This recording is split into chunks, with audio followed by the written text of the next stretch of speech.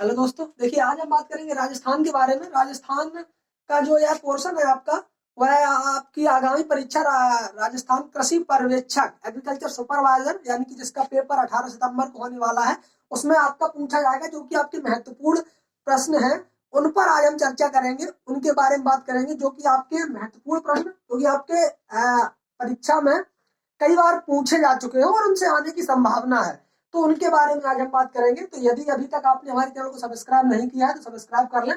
देखिए बात करते हैं आगे। राजस्थान का कुल क्षेत्रफल कितना है? राजस्थान का कुल क्षेत्रफल 3,42,239 वर्ग किलोमीटर है। यानी कि जो राजस्थान का कुल क्षेत्रफल है वह कितना है? 3,42,239 वर्ग किलोमीटर, जो कि देश का लगभग 10.41% है। कितना? देश का लगभग 10.41% है। किसका? देश का हिस्सा कितना है?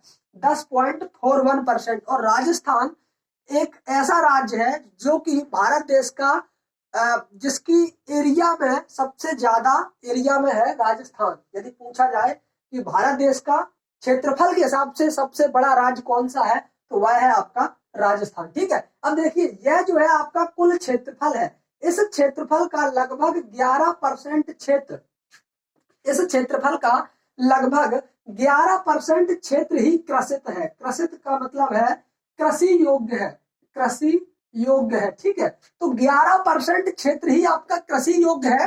किसका? 3,42,239 वर्ग किलोमीटर का लगभग 11% भाग ही आपका कृषि योग्य है। यानी कि हम कह सकते हैं कि ज्यादातर कृषि आपकी राजस्थान की ज्यादातर जो आपका ज्यादातर क्षेत्र है वहां पर खेती नहीं की जा सकती है, और सिर्फ 11% भाग पर ही खेती की जाती है। और 11% भाग में भी आपका 50% जो है आपका ग्रॉस क्रॉप्ड एरिया है, ग्रॉस क्रॉप्ड एरिया। और 30% जो है वह है आपका नेट क्रॉप्ड एरिया है। ठीक है, नेट क्रॉप्ड एरिया है।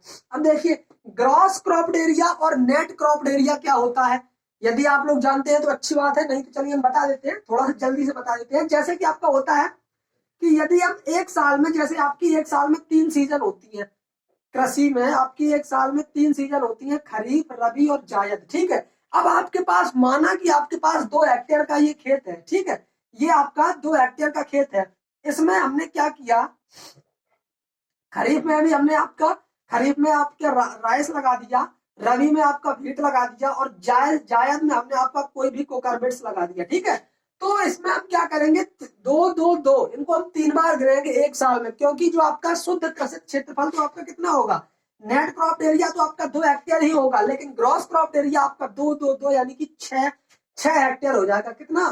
तो 6 हेक्टेयर। यानी कि एक साल में जितने एरिया पर अलग अलग खेती की जाती है वही आपका ग्रॉस क्रॉप एरिया होता है। लेकिन जो आपका एक साल में एक बार ही गिना जाता है वह आपका नेट क्रॉप एरिया कहलाता है। ठीक है, इसके अलावा देखिए कि जैसे आपका नेट क्रॉप एरिया हो गया 30% और ग्रॉस क्रॉप एरिया आपका कितना है, 50% है। ठीक है, अब देखिए राजस्थान में जो आपकी कृषि होती है वह टोटली वर्षा पर आधारित होती है, वर्षा पर आधारित। और वर्षा पर आधारित खेती को हम कहते हैं बारानी कृषि, बारानी खेती। ठीक है, या बारानी कृषि या बारानी खेती कहते हैं, जिसे हम इंग्लिश में रेनफेड एरिया कहते हैं, रेनफेड एरियाज। ठीक है, तो देखिए रेनफेड एरियाज का मतलब होता है जो कि टोटली आपकी बारिश पर ही निर्भर करती हो, वहां पर जो है आपके कोई ऐसे सोर्स ना हो जहां से हम कृत्रिम रूप से सिंचाई, यानी कि सिंचाई का मतलब ही कृत्रिम रूप से जल देना होता है। तो यहाँ वहां पर जो है ज्यादातर कृषि आपकी वर्षा पर आधारित होती है, इसीलिए इसे बारानी खेती या बारानी कल्टीवेशन भी कहा जाता है। और बारानी खेती का मतलब क्या होता है, कभी कभी पूछ लिया जाता है कि बारानी खेती क्या होती है। तो बारानी खेती पर जो आपका जो आपका भारत सरकार के द्वारा लगान लिया जाता है, बारानी खेती पर लगान नहीं लिया जाता है।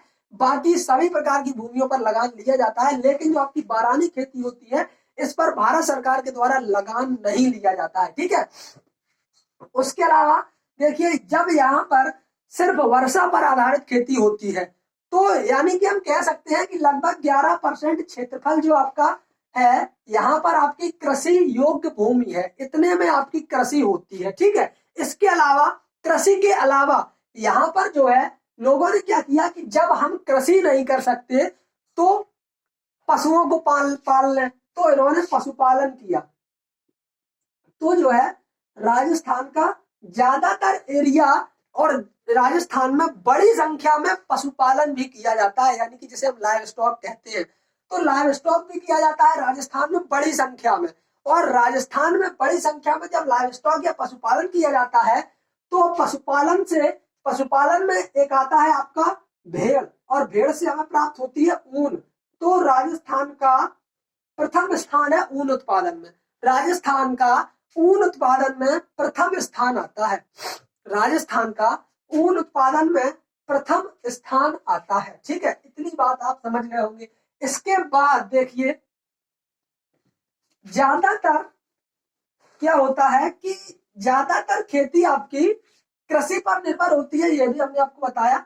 इसीलिए ज्यादातर खेती कृषि पर निर्भर होती है, इसीलिए वहां की खेती को मानसून का जुआ कहा जाता है, मानसून का जुआ कहा जाता है। क्यों कहा जाता है? क्योंकि यदि वर्षा हुई तब तो खेती होगी, लेकिन वर्षा ना हुई तो खेती संभव ही नहीं है, क्योंकि वहां पर सिर्फ और सिर्फ वर्षा आधारित खेती होती है। इसके अलावा जो आपकी खेती होती है वह ज्यादातर खरीफ सीजन में की जाती है। खरीफ सीजन में क्यों की जाती है? इसका रीजन ये होता है कि खरीफ सीजन होता है जून जुलाई में, यानी कि इसकी बुआई की जाती है और इसकी कटाई लगभग सितंबर टू अक्टूबर में कर ली जाती है। ठीक है, तो इसकी हार्वेस्टिंग सितंबर से अक्टूबर में कर ली जाती है और इसकी बुआई जून जुलाई में कर दी जाती है।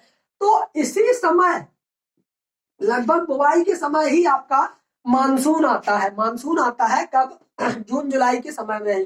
तो जब जून जुलाई के समय मानसून आता है तो लगभग उतनी वर्षा हो जाती है जो कि हमारी फसलें हो जाती है। इसलिए यहाँ पर ज्यादातर खेती आपकी खरीफ सीजन में की जाती है, यानी कि जितनी भी खेती आपकी की जाती है वह लगभग खरीफ सीजन में 65% खेती का एक एवरेज है। यानी कि राजस्थान में सबसे ज्यादा खेती खरीफ सीजन में की जाती है, वह भी कुल खेती का 65% हिस्सा अकेले खरीफ सीजन में कर लिया जाता है। ठीक है, तो जून जुलाई में जब इसकी खेती की जाती है तो यानी कि खरीफ में 65% हिस्सा इसका आता है। इसके अलावा जैसे कि इसके अलावा आता है कि इसका जो है प्रथम स्थान किन किन चीजों में है। अब देखिए एक चीज हम आपको और बता दें कि राजस्थान में खरीफ सीजन को हम क्या कहते हैं? या तो स्यालू कहते हैं, राजस्थान में खरीफ सीजन को स्यालू या फिर श्रावण कहा जाता है। क्या कहा जाता है? श्रावण। ठीक है, और रबी सीजन को ओनालू कहा जाता है। क्या कहा जाता है? ओनालू, ओनालू कहा जाता है।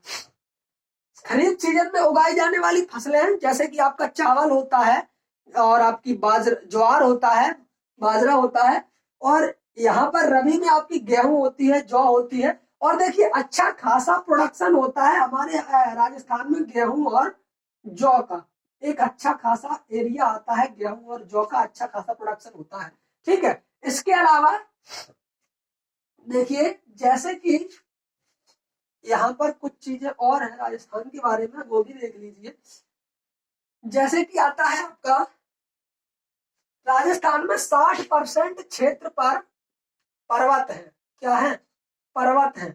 और 10% पर आपके जो है यानी कि राजस्थान में 60% क्षेत्रफल, सॉरी या ये जो है आपके मरुस्थल हैं, मरुस्थल, और 10% पर आपके पर्वत।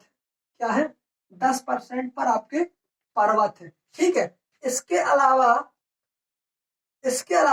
क्षेत्र जो है यहाँ का वह कैसा है?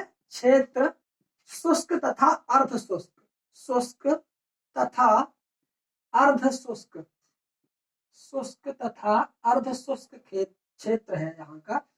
कैसा क्षेत्र है? शुष्क तथा अर्ध शुष्क क्षेत्र है। और इसके अलावा सर्वाधिक सिंचाई जो की जाती है वह कहां पर किस प्रकार से की जाती है? तो देखिए सर्वाधिक सिंचाई की यदि हम बात करें तो देखिए सर्वाधिक सिंचाई, सर्वाधिक कुओं और नलकूपों से, कुओं और नलकूपों से, सबसे ज्यादा कुओं और नलकूपों से जयपुर में, कहां पर? जयपुर में, ठीक है, जयपुर में सबसे ज्यादा कुओं और नलकूपों से सिंचाई की जाती है। इसके अलावा नहरों से, नहरों से, नहरों से गंगानगर में, कहां पर? गंगानगर में, जो कि राजस्थान का एक जिला आता है, गंगानगर में नहरों से सिंचाई सबसे ज्यादा की जाती है। और तालाबों से, तालाबों से सिंचाई कहां पर की जाती है? भीलवाड़ा में, कहां पर? भीलवाड़ा में, भीलवाड़ा राजस्थान, ठीक है। तो भीलवाड़ा में कुआं और नलकूपों से जयपुर में सिंचाई सबसे ज्यादा की जाती है, नहरों से गंगानगर में, और तालाबों से भीलवाड़ा में। यदि पूछ लिया जाए कि राजस्थान का ऐसा कौन सा क्षेत्र है जहां, ऐसा कौन सा जिला है जहां पर सबसे ज्यादा कृषि की जाती है, सबसे ज्यादा कृषि कहां पर की जाती है? तो सबसे ज्यादा कृषि की जाती है बाड़मेर में, कहां पर? बाड़मेर में। और सबसे कम कहां पर की जाती है? तो सबसे कम की जाती है राजसमंद में, राजसमंद में सबसे कम कृषि की जाती है, सबसे कम कृषि राजसमंद में, और सबसे ज्यादा कृषि बाड़मेर में की जाती है, ठीक है। इसके अलावा देखिए कि राजस्थान जो है प्रथम स्थान किन किन खाद्यान्नों में या फिर किन किन चीजों में, किन किन उत्पादों में राजस्थान का प्रथम स्थान आता है? तो देखिए राजस्थान का प्रथम स्थान, प्रथम स्थान में आपका आता है बाजरा, ठीक है, सरसों, सरसों, धनिया,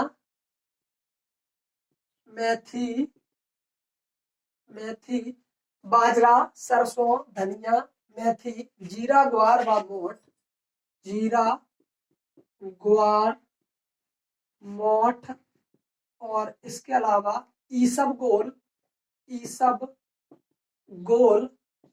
और इसके अलावा ऊन उत्पादन में राजस्थान का प्रमुख स्थान है। इन चीजों को आप याद रखना, इनसे एक ना एक क्वेश्चन अवश्य बनेगा।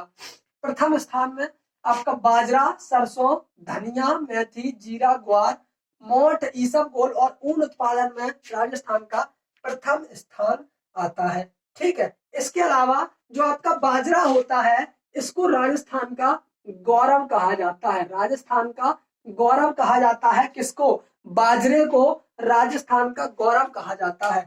इसके अलावा पूछा जाता है कि खजूर व बेर का अनुसंधान केंद्र कहां पर स्थित है? खजूर व बेर का अनुसंधान केंद्र कहां पर स्थित है? खजूर व बेर का, खजूर व बेर अनुसंधान केंद्र कहां पर स्थित है?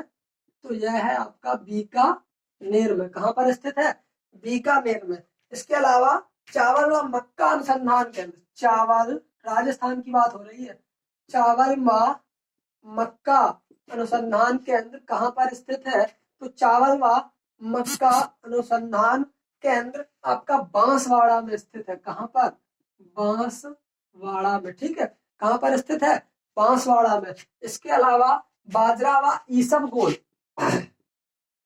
बाजरा व ईसबगोल, बाजरा व ईसबगोल अनुसंधान केंद्र कहां पर स्थित है?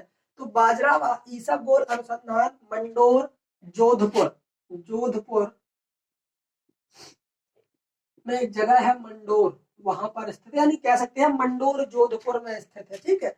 सिंचाई एवं प्रबंध प्रशिक्षण संस्थान, सिंचाई एवं, सिंचाई एवं प्रशिक्षण, सिंचाई, सिंचाई एवं प्रशिक्षण, सिंचाई एवं प्रशिक्षण, प्रबंध प्रशिक्षण संस्थान, प्रबंध प्रशिक्षण संस्थान कहां पर स्थित है? तो यह स्थित है आपका कहां पर? कोटा में। कहां पर स्थित है? कोटा में स्थित है, ठीक है। तो ये थी आपकी आज की जानकारी, जो कि कुछ इस प्रकार थी। ठीक है, तो ये थे आपके राजस्थान से कुछ महत्वपूर्ण क्वेश्चन जो कि आपके डायरेक्टली कृषि पर्यवेक्षक परीक्षा में पूछे जा सकते हैं। ठीक है, तो देखिए लाइट भी हमारी चार्ज नहीं है। इसके अलावा जो बचा इसमें है वह हम आपको अगले वीडियो में प्रोवाइड करा देंगे। ठीक है, तो आपसे आगे मिलते हैं अगले वीडियो में। तब तक के लिए जय हिंद, जय भारत, धन्यवाद।